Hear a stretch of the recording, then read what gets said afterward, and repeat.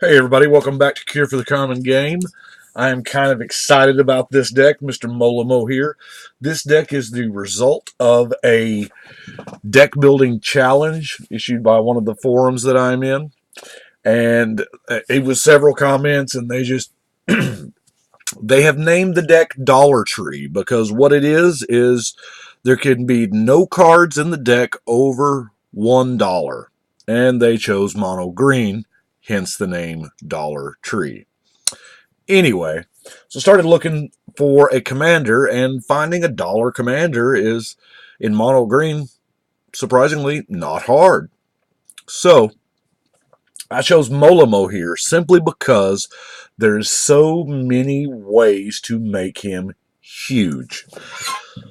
So what I did was, let's start off here with a Whisper Silk Cloak. Now, I did play the game. I did play the version game quite a bit on this because some versions of cards are worth more than, like, say, Horn of Greed. All the Horn of Greeds are worth more than $1 except for the Conspiracy 2 one. So I was able to use, if I had a Conspiracy 2 Horn of Greed, I was able to use it. Anyway, so here's what I've got for extra lands, because what I did was to make Molimo as big as possible, I wanted to dump lands into play. And of course, our favorite quarter rare here, the Rite of Flourishing, double meat, double cheese, Wood Elves. The Civic Wayfinder is going to put them in my hand. This guy, I'm surprised. I think I remember playing with him in like sealed, but in this deck it's actually kind of not bad because you're not gonna be swinging with a 2-mana 1/1 late game, so you might as well pump up your general. Ondu Giant. This satisfies the I have never cast this card ever. So it is a 4-mana rampant growth, but it comes with a 2/4 body attached to it. Ranger's Path. Explosive Vegetation. I cannot use Sky Shroud Claim. I think it's Sky Shroud Claim is what it's called. The 2 Forest, because it's worth like just a shade over $1. So Seek the Horizon is going to put 3 in my hand. We'll get to playing multiple lands here in a second. All those crazy Nissa cards. Her Expedition, her Renewal, and her Pilgrimage. 1, 2, and 3 lands respectively. And what that looks like part of the, just the art says it looks like it's part of that line of thinking. Untamed Wilds, Harrow, Explorer lets you play another one. Summer Bloom. By the way, that version is the cheapest of the versions. That's weird. Gaia's Touch is an enchantment that lets you play an additional forest a turn. So it's not quite exploration. Obviously, exploration's way off the ballpark on this one. Rampant Growth, Calendly Heart. Now, I actually had a foil Calendly Heart in here, and then I realized it was like $5 for this foil common, so I had to go back to an unfoil one. Blighted Woodland. Now, granted, it does only actually get you 1 additional because you're losing a land when you sack it, so you are getting 2, 1 to replace and 1 bonus. But Yavimaya Elder. Just in case there is a counterspell war that doesn't involve you, you have the Sprouting Vines. And Animist Awakening. Animist Awakening was actually the last card. I had to go out and actually get this card because all mine were in use. But this is a card I did not think I could actually build without. Just got this today, by the way. 56 cents is what I paid for this today.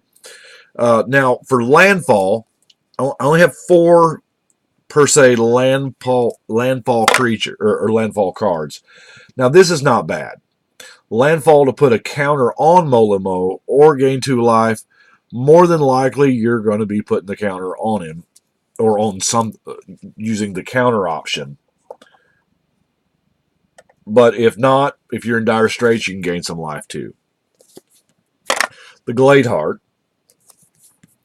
the Wood Crasher. Now, the Wood Crasher is nuts with if you get lucky with the Animist Awakening. And, of course, the Ornreef Hydra, because they're all going to be forest. The counters just start the doubling. Now, the Blanchwood armor was kind of a shoe-in. You saw that one coming.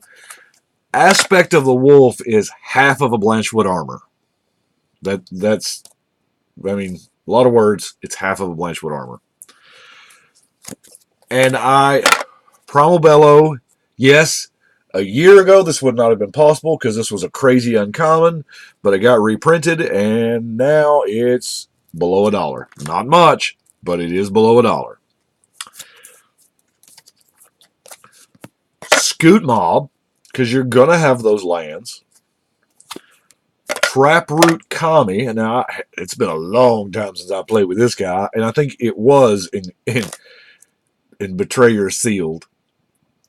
But it is a 1-mana reach creature that is just, I mean, it's going to have a significant toughness. So you should be able to block the Achromas and Avacens of the world. I mean, it's Timbermaw Larva.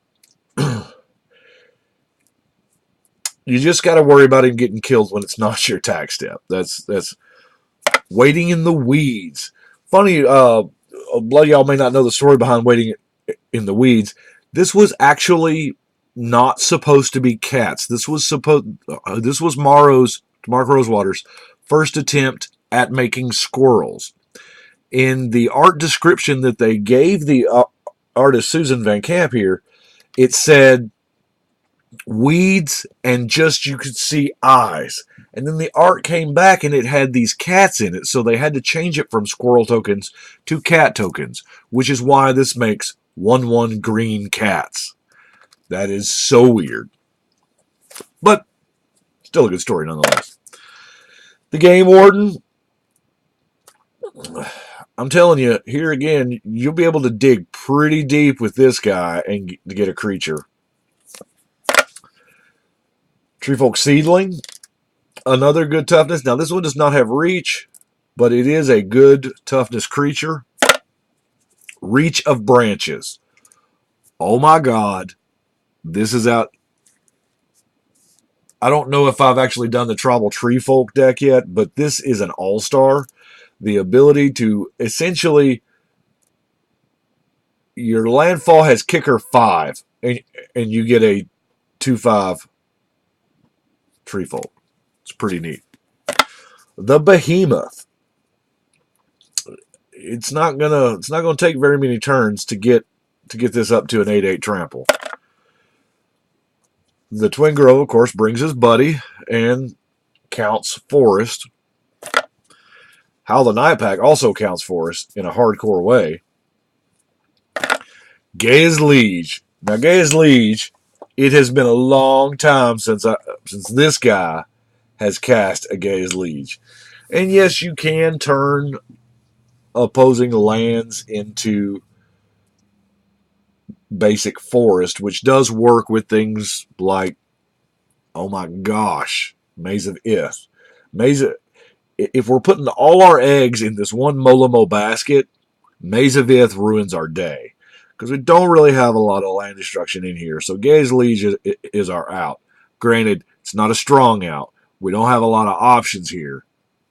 Dollar Tree, okay? People of the Woods. Here again, this is another big toughness creature. Coiling Woodworm is the exact opposite. Now, the Woodworm is power is equal to the number of forest in play. Not just yours, in play. Feral Hydra gives you a mana dump. Something to do with all them lands. I've got a little bit of utility here with Wing Snare, Naturalize, Desert Twister, and the aforementioned Horn of Greed. Now, the last three cards, I've only got 3 cards left. I'm running an inordinate amount of forest, of just basic lands in the deck. I think I'm well over 40. Simply because that's the way the deck is going to work. Natural Affinity. Now, I realize what I'm about to say is a very magical Christmas land setup, but Natural Affinity, Overrun, and then Early Harvest to untap those lands that you just played, kind of, yeah, that ends games quickly. Now, I did actually, y'all will notice that there is a deck list attached to this. And if you will look on TCG Player at the deck list, you'll see that the deck is worth a whopping $21.92 as of this recording. So I had a lot of fun building this. Like Morrow says, restrictions breed creativity, and I had a lot of fun with this. I really look forward to something random doing this again, to maybe with a different set of criteria or what have you. But I do appreciate it. Guys in the thread that suggested this, we need to get together and play. But right now, it's time to shuffle and cut.